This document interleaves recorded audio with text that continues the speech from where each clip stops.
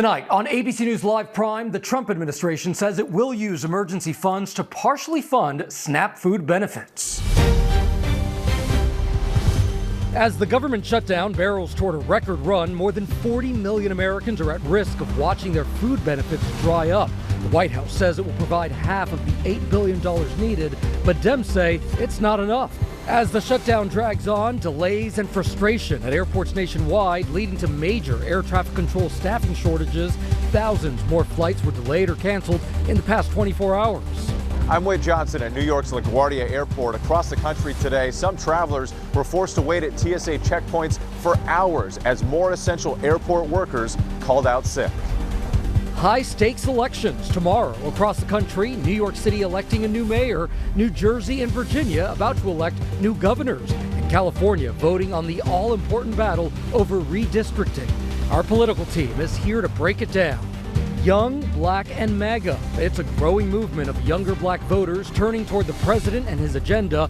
In tonight's Prime Focus, we take a look at the draw and how it's changing the makeup of the Republican Party. It's a movement that is putting America first. That means every American of every shade, of every color. And college football legend, two-time national champion, Heisman Trophy winner, and College Football Hall of Fame inductee Tim Tebow stops by.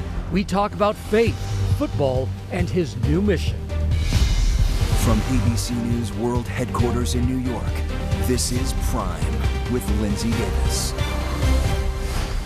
And it is good to see you on this Monday night. I'm Gio Benitez in for Linsey Davis. Thanks so much for streaming with us. We are going to begin here tonight with a government shutdown. We are now 1 day away from tying the longest shutdown in American history, and the major impacts are being felt across the country right now. More than 40 million Americans will see their food benefits run out this month. The Trump administration is now bowing to a federal judge's order, taking steps to partially fund the SNAP program. Across the U.S., food banks are now seeing a surge of Americans in need. From California to Florida to the Northeast, you're seeing them right there. After a judge ordered the administration to use emergency funds to pay for SNAP, the government now says it will cover more than half of $8 billion needed. And in the skies, serious concerns now about air traffic controller shortages as the shutdown drags on. Looking out over Capitol Hill tonight, where there is no sign of this stalemate breaking. Whit Johnson is standing by with more on the ATC staffing shortages. But first, let's get to ABC's Jay O'Brien, who leads us off from Capitol Hill. Tonight, with the country on the brink of the longest shutdown in history, fear and confusion for 42 million Americans after critical federal food assistance ran out over the weekend.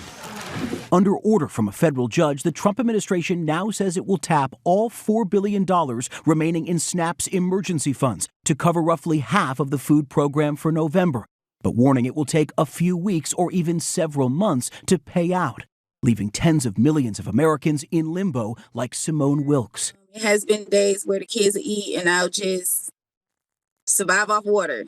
We first met Simone, a working single mom, a week ago when she was already skipping meals to feed her 2 young boys. After SNAP ran out, the state telling her benefits will come but may be delayed. Tonight, we asked how much money she has left for food. $23. No. You have $23. Yeah. I do not know what I'm going to do. You're counting on that money now. How much do you have left in your SNAP account? 0. Across the country, more families turning to food pantries. Thank you so much. Tonight, gridlock on Capitol Hill not breaking. Democrats holding firm in the shutdown to force Republicans to come to the table on health insurance, with premiums set to skyrocket for millions of Americans, and calling on the Trump administration to keep SNAP afloat. Wouldn't the easiest way to fund SNAP just be for Democrats to vote to fund the government? No, the easiest way to fund SNAP is for the administration to do exactly what it's done in so many other instances. This is an intentional, vicious choice that Donald Trump and Republicans are making. But the administration saying there's little to no money left. President Trump promising he'll negotiate on health care after the government reopens. Democrats saying they don't believe him. We can fix it with the Democrats. All they have to do is let the country open and we'll fix it. And Jay O'Brien joins us now from Capitol Hill. And Jay, what more can you tell us about what the Trump administration is now doing to get some of that SNAP money doled out? Yeah, Gio, they're dipping into those emergency funds the Department of Agriculture has, but that won't cover the entire need of SNAP for the month of November. Bottom line, benefits will only come out in part, and there's no telling when they'll come out. It could take weeks or months for them to be distributed, the administration says. Meantime, this shutdown tomorrow will tie the record for the longest in U.S. history, a record set during the first Trump administration. Gio. And millions of people trying to figure out what comes next. Jay O'Brien, thank you so much from Capitol Hill. And we turn now to the mounting frustration at airports across the country because of the shutdown. Thousands more flights were delayed or canceled in the past 24 hours. And today, some travelers were forced to wait at TSA checkpoints for hours as thousands of essential airport workers call in sick. Here's ABC's Whit Johnson. Tonight, delays and frustration mounting at airports nationwide as the government shutdown drags on, leading to major air traffic control staffing shortages. I was in the airport for 7 hours, so it was pretty bad. It was horrible, yeah. 13,000 controllers and more than 60,000 TSA agents are not getting paid, many now calling out sick. Today, this massive checkpoint line stretching outside the terminal at Houston's Bush Intercontinental Airport. The wait time, 3 hours. It's really long. Becca Pearson traveling from Colorado to Grand Cayman with her husband and 3 young children. We missed our flight yesterday, so when they told us to come back, they said get here 5 hours early. In the Northeast, it was the worst weekend for air traffic control staffing since the shutdown began. Thousands of delays stacking up at Newark, JFK, and Philadelphia. And it's not just about getting to your destination. It's about the safety of the planes themselves. The most recent incident, a close call at Boston's Logan Airport. A packed Delta flight attempting to land just as a smaller commuter plane was taking off on an intersecting runway. That Delta jet aborting its landing. What the heck? That was close. Yeah, man, not cool. Growing safety concerns tonight as controllers work without pay under tremendous pressure. We're seeing the risk build, and tomorrow will be less safe than today. You cannot continue to run a system where no one is paid. And Whit Johnson joins us now tonight from New York's LaGuardia Airport. And Whit, officials warn things may only get worse. What are they saying about that? Yeah, Gio, as this shutdown continues, officials are sounding the alarm, not only about delays likely to get worse, but growing fears about the safety of our skies, especially with the Thanksgiving travel rush just 3 weeks away. Gio. That's right. That holiday season coming fast and furiously. Whit Johnson, thank you so much. Let's keep talking about this now. Joining us tonight is former air traffic controller Steve Abraham, better known as Kennedy Steve, who worked at JFK Airport for more than 20 years. Steve, thank you so much for joining us tonight. So what's your take on what's happening right now at airports across the country? You know, Gio, unfortunately, the system as it presently is staffed is stretched very thinly. There are no personnel redundancies. Controllers have been working overtime, 6-day work weeks, 10-hour days for unfortunately a very long time. And add in the complexity of all of a sudden not getting paid, and day 5 of a 6-day week, you're worried about paying your mortgage, you don't sleep at night. I wouldn't want that controller coming to work because you can't have a bad day at work as an air traffic controller. They all have to be good days. Oh, absolutely. We're talking about real safety here. You told us that you've survived many shutdowns during your time, so to speak. Tell us about that. It must have been so frustrating to be forced to work without pay. You know, I think all federal employees feel an intense sense of pride. There's pride in doing your job. There's pride in supporting the American public. But pride only goes so far. And when you're short-staffed, overworked, and all of a sudden, 4 weeks have gone by and you haven't gotten 2 paychecks, people have to resort to other things to pay their bills because you can't call your credit card company and say, I'm a government employee, I'm going to get paid when the government reopens. Please don't charge me 22% interest.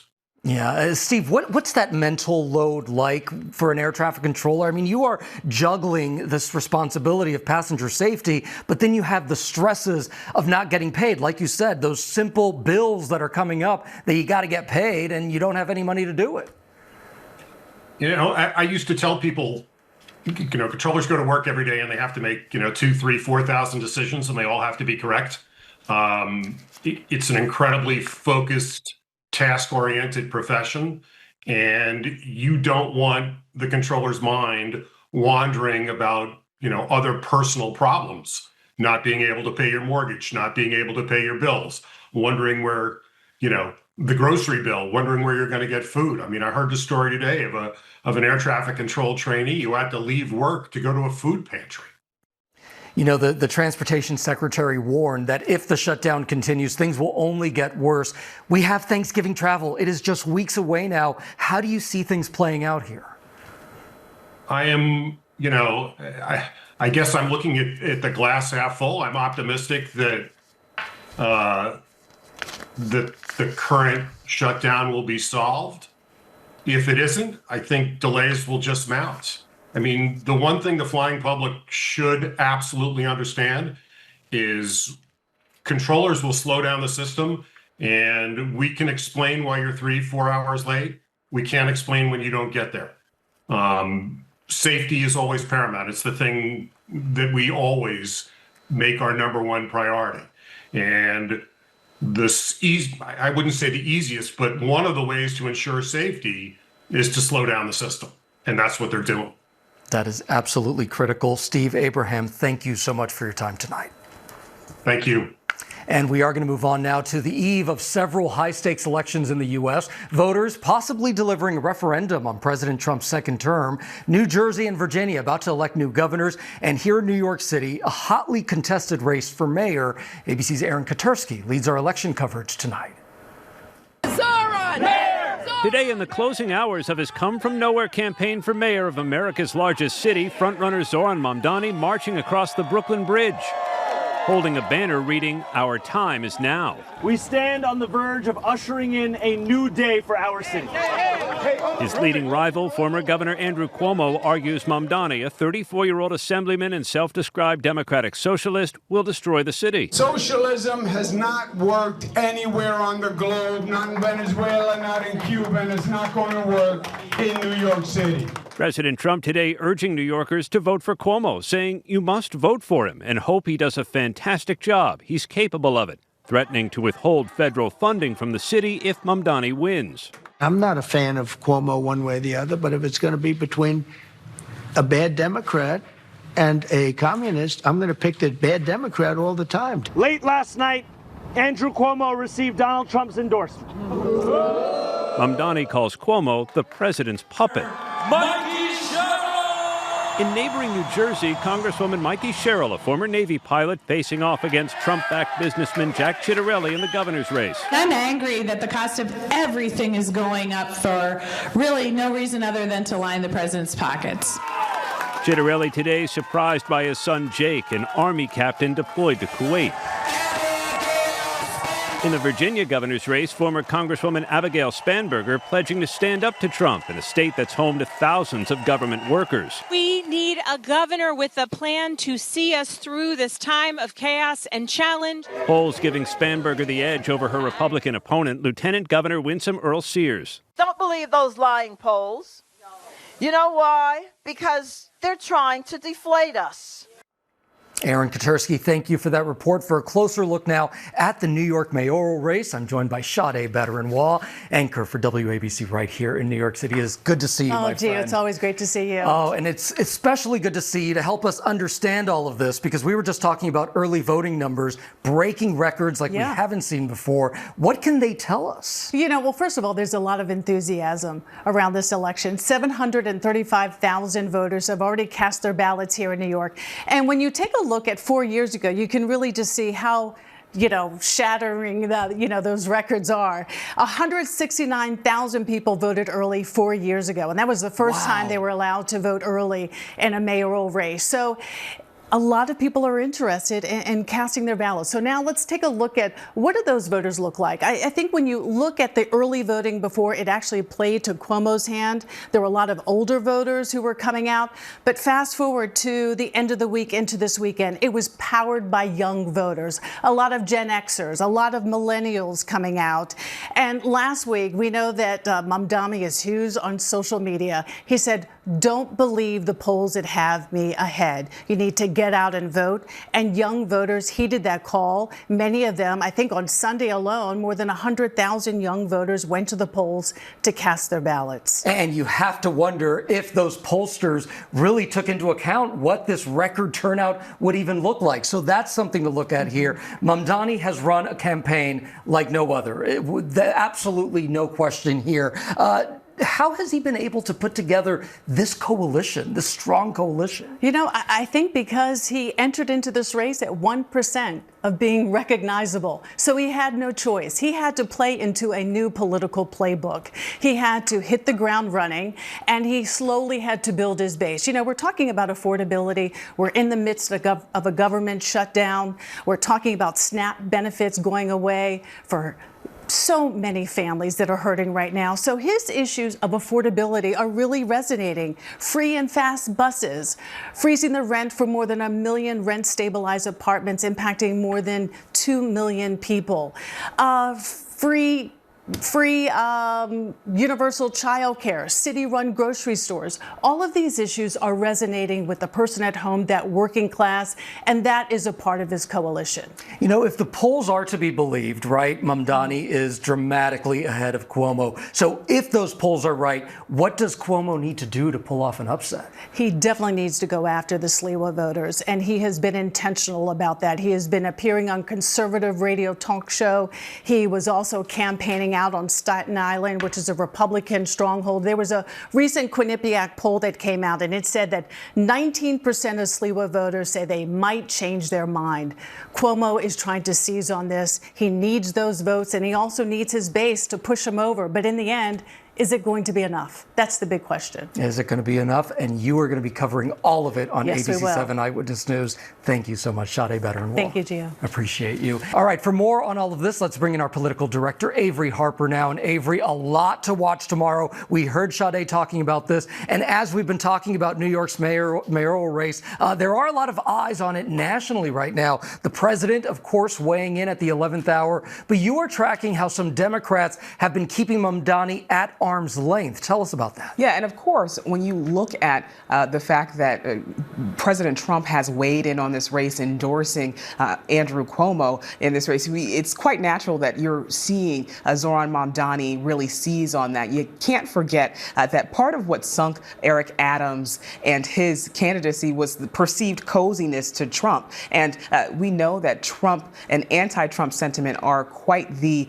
powerful force in a liberal New York City. As far as some of the national Democrats and the feelings that there are towards Zohran Mamdani, we have seen folks be hesitant to embrace him. I mean, even Hakeem Jeffries, the minority Democratic leader in Washington, D.C., he has endorsed Zohran Mamdani. But just over the weekend, he was asked if he believed that Mamdani was the new face of the Democratic Party, and he basically dismissed the idea. And I think that is reflective of the fear that there is on the part of some Democrats that Republicans are eager to use Mamdani as a shorthand for what they are calling the radical left, and that could hurt when it comes to some of these more competitive races that we're looking toward next year in purple areas of the country. Yeah, absolutely, and you're also watching those two key governor's races. That could really offer some early clues about 2026, right? Right. These could be signs of things to come as we look ahead to some of these midterm races. I think for Republicans, it's going to be about how they're able to turn out voters in these races where we're not going to see President Trump atop of the ticket. And for Democrats, it's going to be about if they're able to harness some of this anti-Trump sentiment that there is out there and turn it into victory. And a major battle in the fight over redistricting. We were talking about that playing out tomorrow night in California. Tell us more on that. Yeah, we're watching what happens in the ballot initiative vote that there is for Prop 50. This is the biggest chance that Democrats are going to have to combat some of what we have seen in Republican-led states where Republican lawmakers have redrawn congressional maps in order to design and pick up opportunities for Republicans in different congressional districts. That's an effort to try and keep Republicans in control of the House of Representatives. But it's important if you zoom out from California and if if California is able to pass this, they're trying to redraw districts in favor of Democrats. They're trying to pick up as many as 5 seats. But when you see what happens in California and other places across the country, there are less opportunities for Democrats to pick up seats than there are Republicans, Gio. All right, you're also wearing your political professor hat as well. Yes, Thank you, Avery Harper. Appreciate it. And our powerhouse political team will be with you every step of the way tomorrow night. ABC News Live special coverage of the 2025 election begins at 7 p.m. Eastern tomorrow, anchored by Linsey Davis, of course.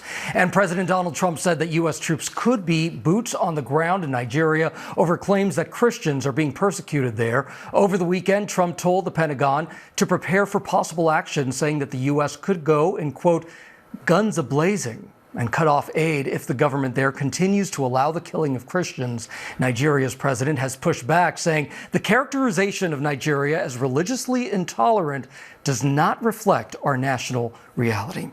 Meanwhile, we are learning more tonight about the 2 suspects charged in the Halloween terror plot in Michigan. The FBI raiding homes and a storage unit, saying they found multiple firearms, more than 1,600 rounds of ammo and tactical vests. Here's our Chief Justice correspondent, Pierre Thomas.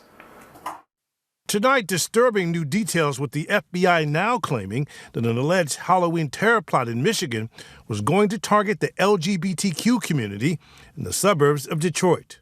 The FBI says these are the images of an unfolding ISIS-inspired terror plot.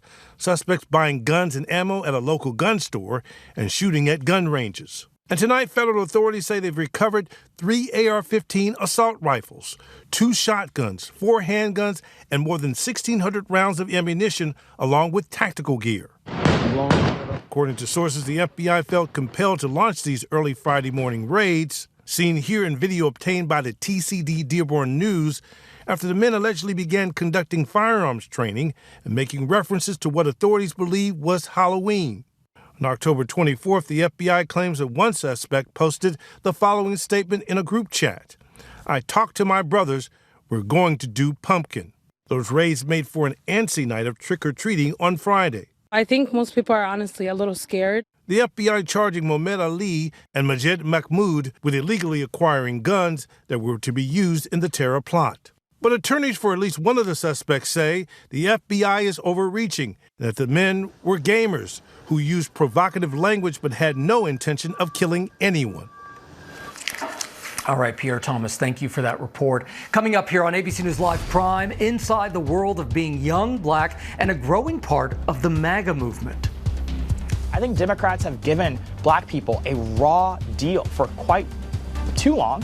And I think that young black Americans have the opportunity to really reverse course here. Plus, the Dodgers and fans alike celebrate what some say was the greatest World Series of all time. A look at the dramatic finish in tonight's By the Numbers and the changes in store for ChatGPT users as OpenAI tightens up its policy. Stick around. You're watching Prime on ABC News Live.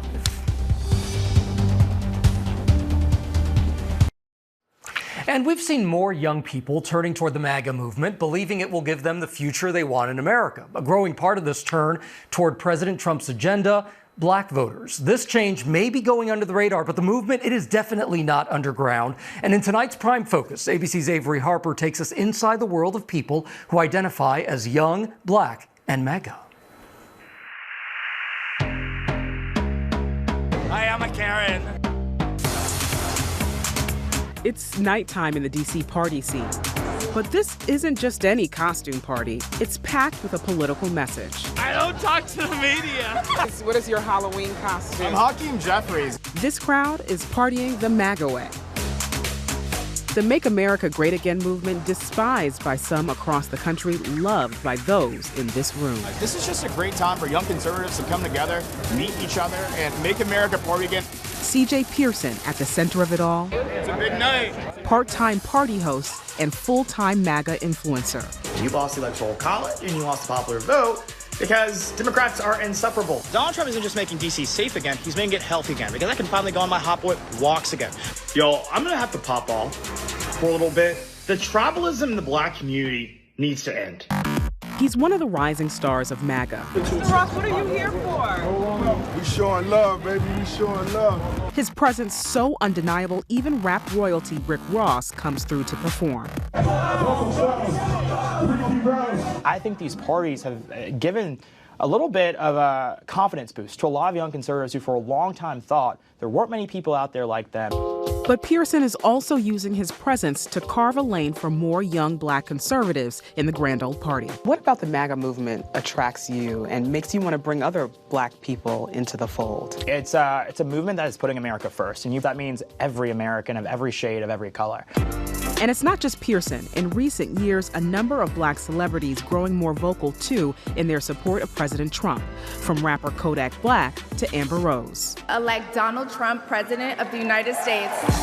These voices helped Trump make significant gains among black voters in the 2024 presidential election, nearly doubling his support among them and energizing young black men in particular.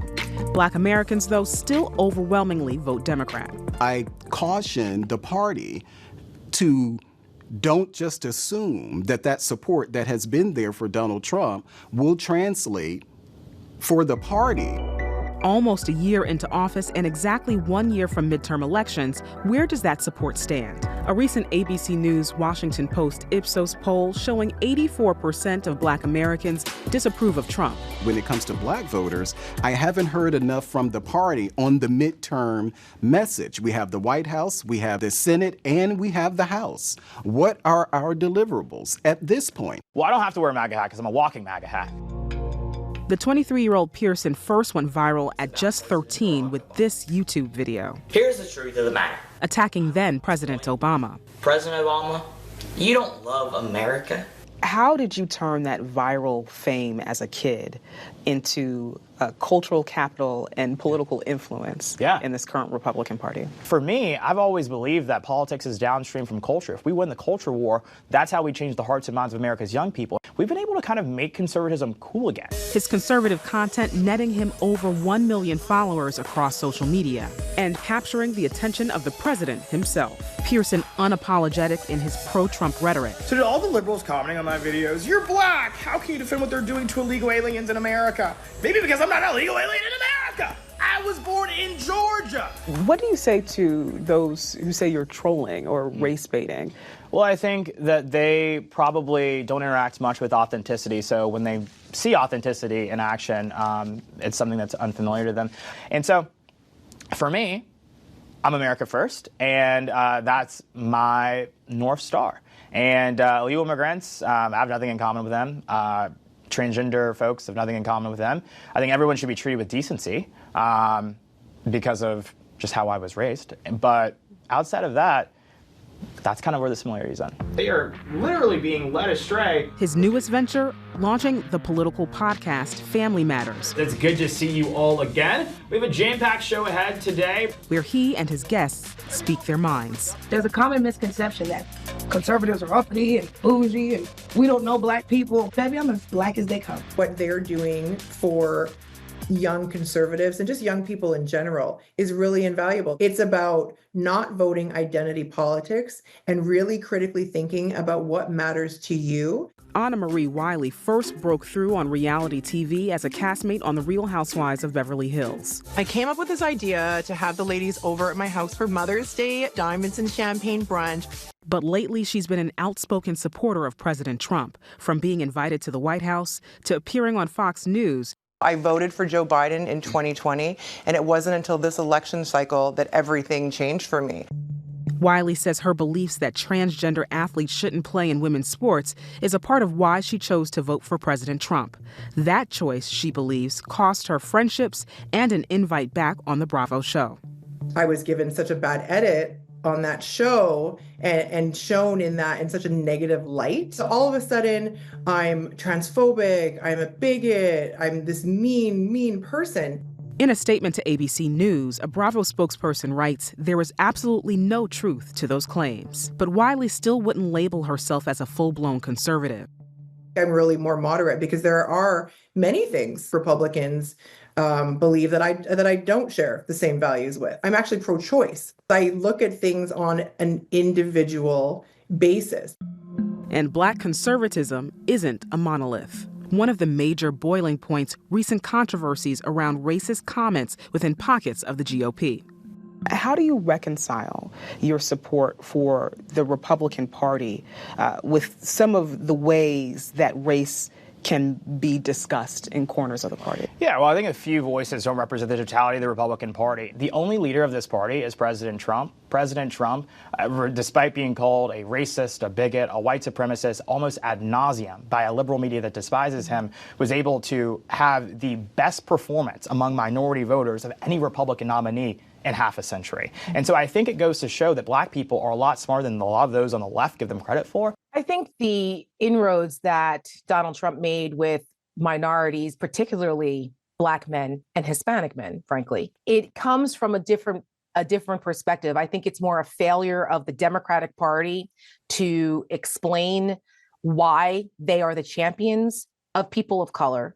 Political commentator Tara Satmeyer is a lifelong Republican who became an independent after the 2020 election. People of color who are willing to align themselves with this incredibly dangerous and self-destructive nationalist populist worldview.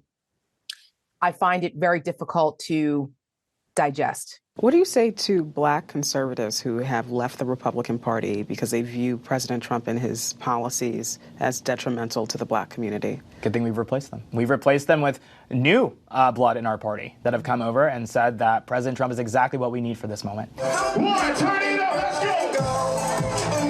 For Pearson, the future is young and bright for black conservatives. Young people are the future. I believe that the cultural wins that we're putting on the board are moving the dial. We've got to harness that because this energy is not always going to be here.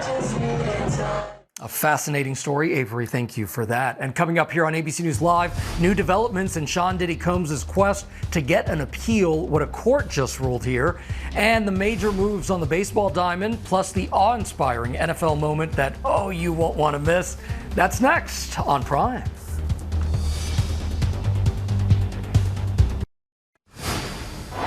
A sea of Dodger blue washed over downtown Los Angeles today. Thousands of fans packing the streets to take part in the parade, celebrating the Dodgers' second straight World Series win. LA pulled off a comeback for the ages to win Game 7 over the Toronto Blue Jays. The Dodgers escaped a bases-loaded jam in the 9th to send the game into extra innings. And in the top of the 11th, catcher Will Smith crushed a solo home run to put them up for good. And some are calling it the greatest World Series of all time. So tonight we're taking a look at the Fall Classic by the numbers. Saturday's dramatic 11-inning Game 7 was the most watched World Series game in years. So we're talking about nearly 26 million viewers watching on broadcast or streaming. That's the highest since 2017 and reverses a steady slide. It's the Dodgers' 9th World Series title. Their first came way back in 1955. The back-to-back championships make them the first team to repeat since Derek Jeter's Yankees rattled off their third straight title a quarter century ago.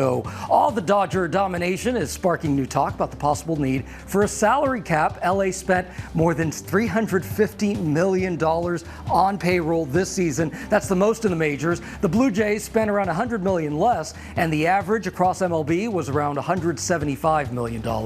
Game 3 will go down in the history books. The game took 18 innings. That's double the usual, tying a World Series record. LA used 10 pitchers to throw 312 pitches. Another record there. When the marathon match was finally over, it had gone for 6 hours and 39 minutes. So, yeah, that's a lot of baseball. Now, the big question, can the Dodgers three-peat? Well, the odds makers in Las Vegas, they think so. They give LA a 22% chance of taking the title again next year, and that is the best in the big leagues. Now, baseball might be over, but the NFL is still in full swing with a historic moment of its own yesterday. Take a look at this. 68 yards away, it's up there, it's out there, and it's good! It's good from 68! That is Jacksonville Jaguars kicker Cam Little converting a 68-yard field goal in his team's game against the Las Vegas Raiders. That is a new NFL record for longest field goal in league history. The Jaguars went on to win the game in overtime 30-29. So to get into that game and others from Week 9 of the National Football League, it's time for Hanging with Herm. Returning to the show, oh, I like that animation, is ESPN analyst and former NFL head coach, Coach Herm Edwards. Welcome back, my friends. Good to see you. Good to see you, my friend. And that was quite a kick, and obviously quite an accomplishment by the Dodgers. It's a little bit sad for me. I'm a West Coast guy, but when you live in Northern California, you like the Giants. So we'll see what happens this next season. Well, what's your reaction to that new record-long field goal? It's unbelievable. I can remember when, I forget the guy's name, Dempsey, when he kicked a 60-yard field goal in New Orleans. And everybody marveled at that. Now these guys are just unbelievable how they can kick, and the accuracy of these kickers. The game is just continues to grow, and these athletes are better equipped, and they're just stronger, and they're faster, and they're bigger. And don't take anything away from kickers, because a lot of games are won by the kicker. Yeah, no doubt. So the Bears and the Bengals, they had an epic game yesterday. Was that the game of the year? Boy, it was entertaining. And think about Caleb Williams, where he is kind of all of a sudden, he has a new coach.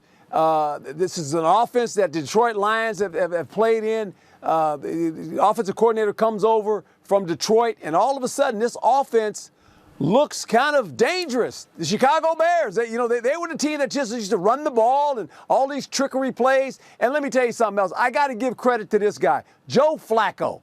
How about Joe Flacco? Right? Joe Flacco's he's 41 years old? Yeah. And he's throwing touchdown passes in the NFL. Yep. No, Joe Flacco's got a lot of people talking about him. So listen, we got another heavyweight fight between the Chiefs and the Bills yesterday. The Bills won 28-21. So what do you think about these two teams? Well, obviously they're going to see each other again down the road in the playoffs. And the Bills have a formula, especially when they play the Chiefs at home. And I thought yesterday what showed up for me from the Buffalo Bills, their defense. Their defense was sound yesterday. They played at the line of scrimmage, obviously played very physical, didn't allow the big explosion plays that generally the Kansas City Chiefs get in the passing game. So this Buffalo team, they know how to beat the Chiefs at home. They're 5-1. But here's the big question.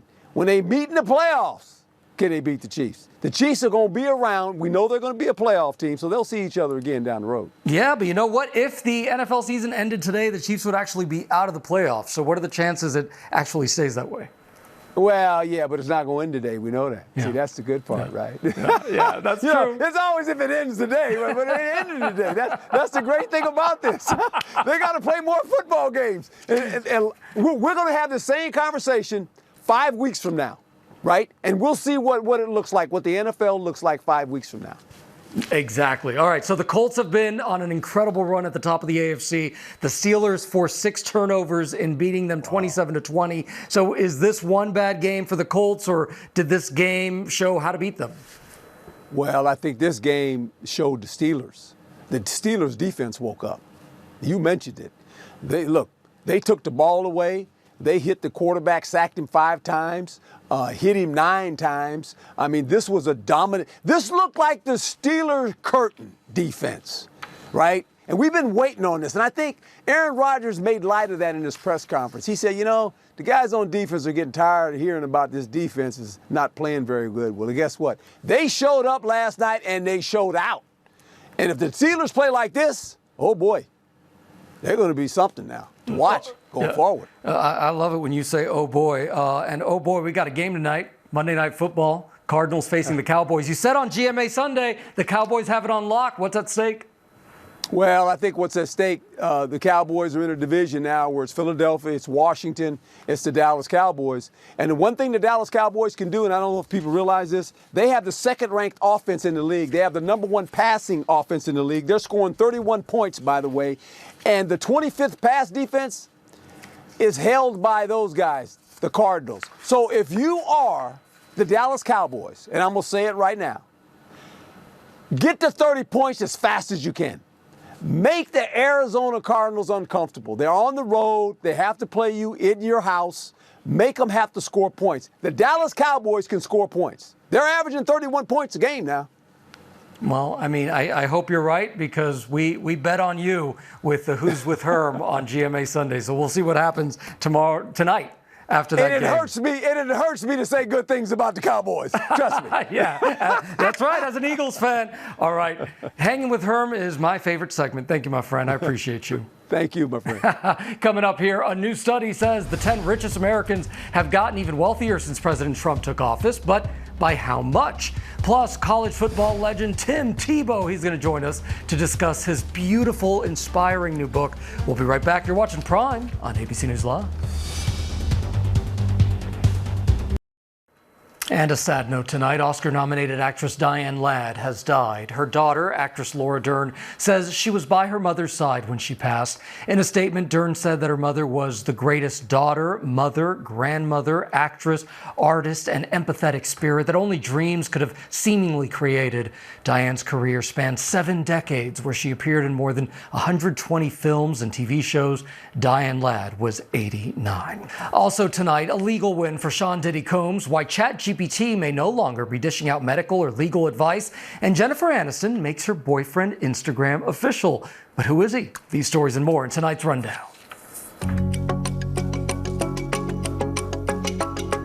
The Second U.S. Circuit Court of Appeals granted Sean Diddy Combs' request for an expedited appeal. He is appealing his 2 prostitution-related convictions and his 4-year sentence. The hip-hop mogul plans to argue that prosecutors misapplied the law. The move comes after Combs argued that he could finish his prison sentence before his appeal is heard on a normal timetable.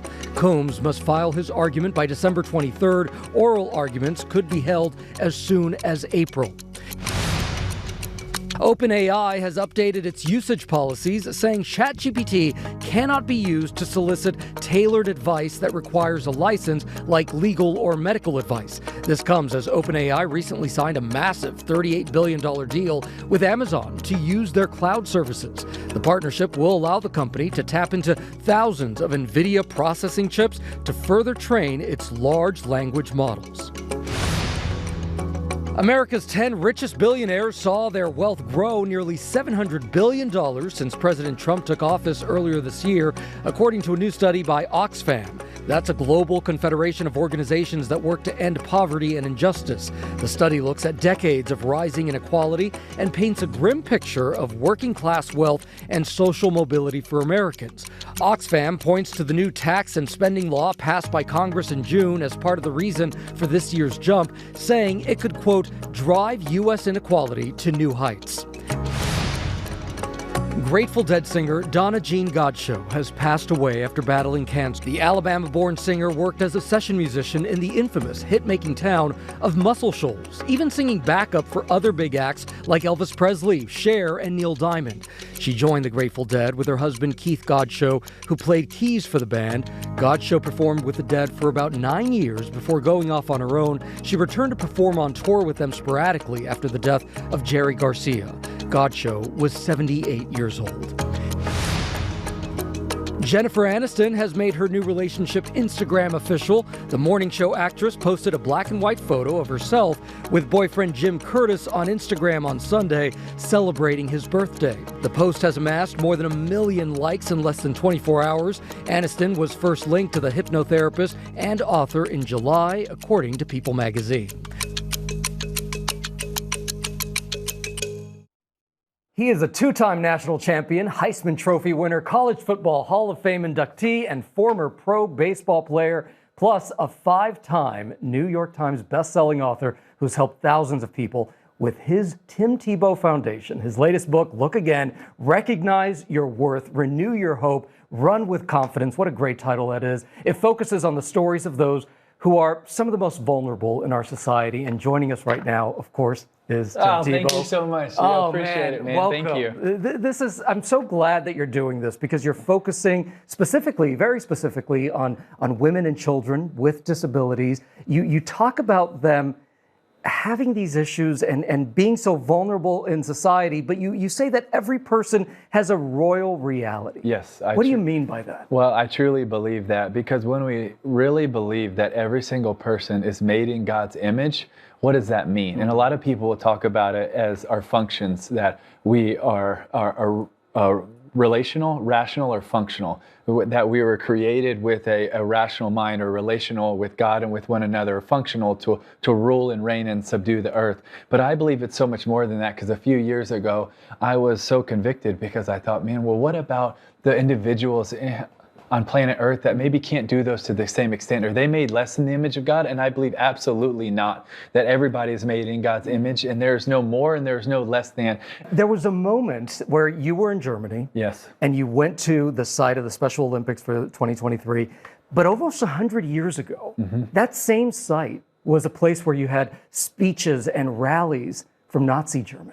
What was it like for you to be there on that ground? It was surreal because it really was something that was created out of evil and darkness, but now being used for good.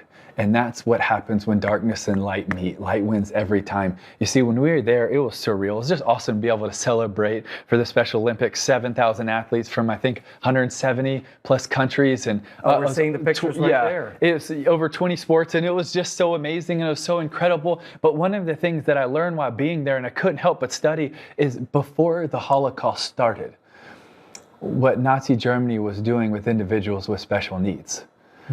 That there was over 275,000 individuals that were part of the Life Unworthy of Life program they called mercy deaths, mercy killings.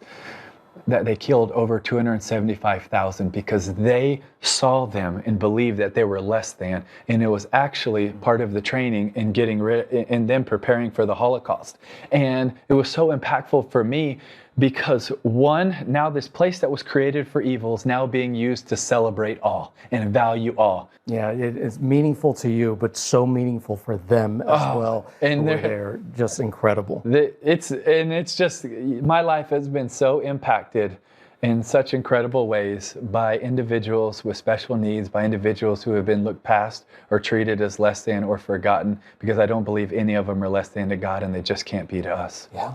Tell me about your Night to Shine events. It's my favorite night of the year. It's the Friday before Valentine's, and it's a worldwide celebration for individuals with special needs. And this last February, we were able to have it in 63 countries and over 820 locations. 63 countries? Yeah, on the same night. And does that just blow your mind? It really does. And have over 100,000 kings and queens be honored at Night to Shine. And it really is so impactful. Could the University of Florida be lucky to have you as head coach? No. No? I love Florida, and I bleed orange and blue. I really do. But I really feel like what we get to do in serving the MVP, the most vulnerable people, is really such a big part of what I was created to do. And so I love it, and I really do believe it's what I'm called to do. Well, and I love that you said that, because I know that you have said that getting cut in 2021 was really a blessing for you. And we can see right here in this conversation how passionate you are. You have found your life. Thank you, Gio. Appreciate you, man. Thank you so much. Appreciate you. Appreciate you. And Tim Tebow, again, the book is called Look Again, Recognize Your Worth, Renew Your Hope, Run with Confidence, and it comes out tomorrow. Thanks again, my man. Thank you. And that's our show for tonight. Thank you so much for joining us here. I'm Gio Benitez. Stay tuned to ABC News Live for more context and analysis of the day's top stories. Thanks for streaming with us.